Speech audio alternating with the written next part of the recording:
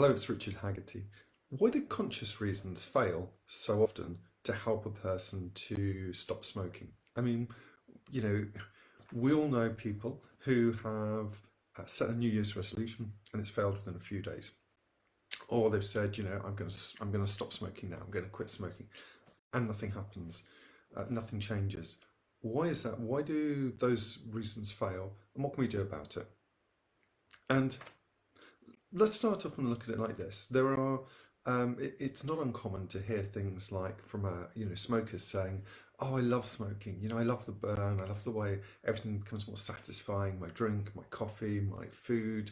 I love it. It's my reward." And these are shall we say, the emotional reasons why people are smoking, why smokers remain smokers.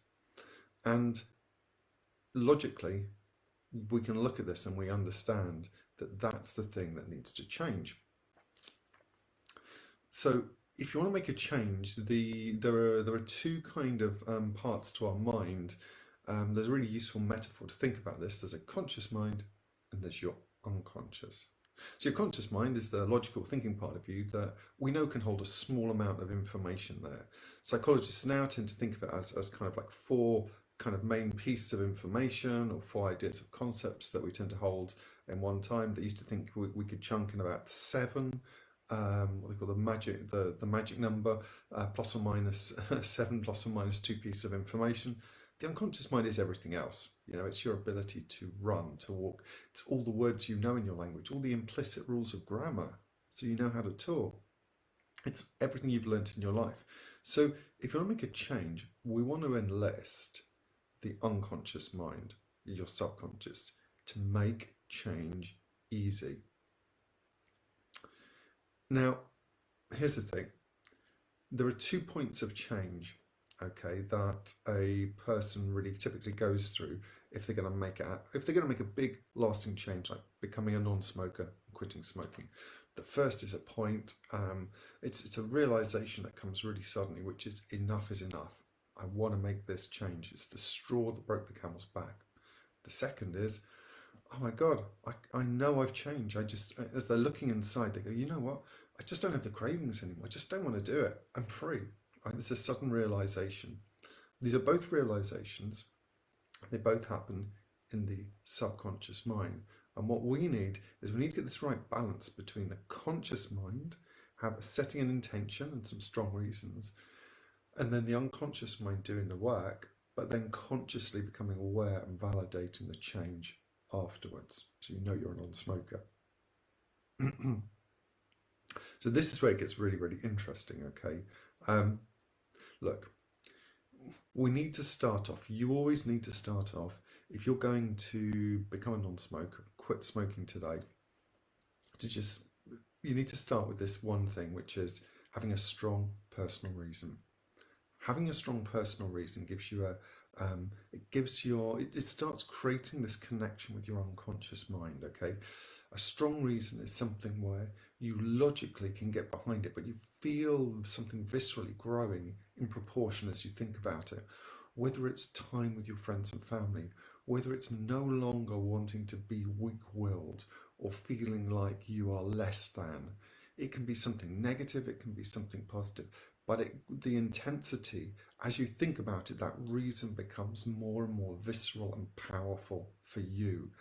That's where you want to go. That's your power. The reason this is so powerful, to have this strong reason to quit, is because when you have a strong reason to quit, you create a bridge to your unconscious mind, okay? So you have your conscious mind that you're aware of, the self-talk, the things you have going on in your head. And then you have your unconscious, okay? And your unconscious mind is a repository of all your potential, of everything you can do. So that's where you want to go when you want to make a change. And when you go to your subconscious mind, that's when change happens really easily. It's when you can really absolutely crack on and get things done, all right? But you have to start building those bridges with a strong personal reason that activates the emotion, and it is the emotion inside your subconscious that starts to reason, okay, I've got these reasons for smoking, let's change. Okay, now building a bridge to your subconscious mind, to having a strong personal intention, a strong personal reason, activates this intention. Okay, and what happens is then now we have the original reasons that you were smoking, unconscious reasons, that is, to why do people smoke? They want to feel better, they want to feel calm, they want to relax, they want to connect with other people, they want to be able to have a deep breath and just relax in stressful situations.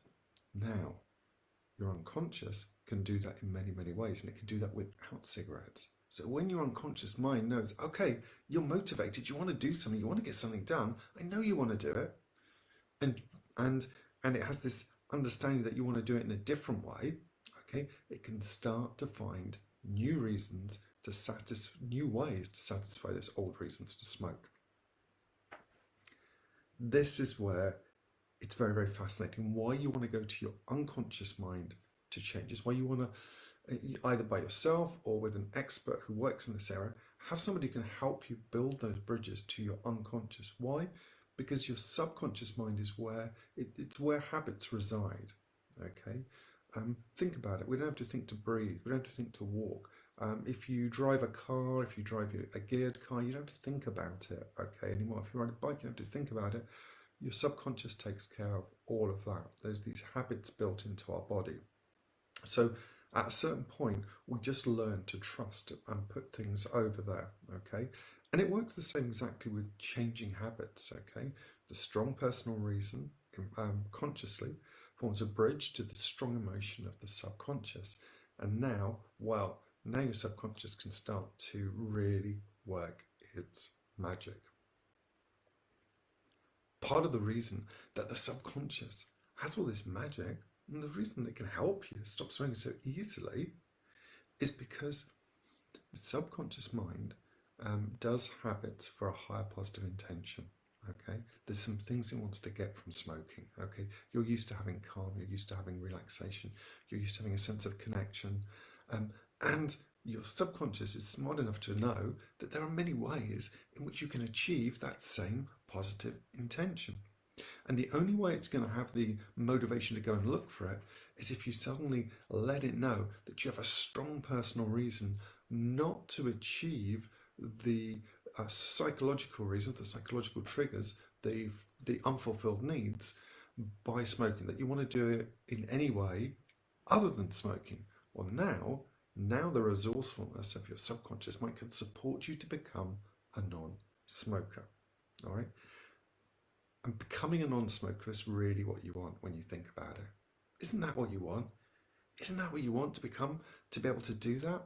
Because when you become a non-smoker, then you don't have to think about it. There's no cravings, no willpower required. You don't think about it.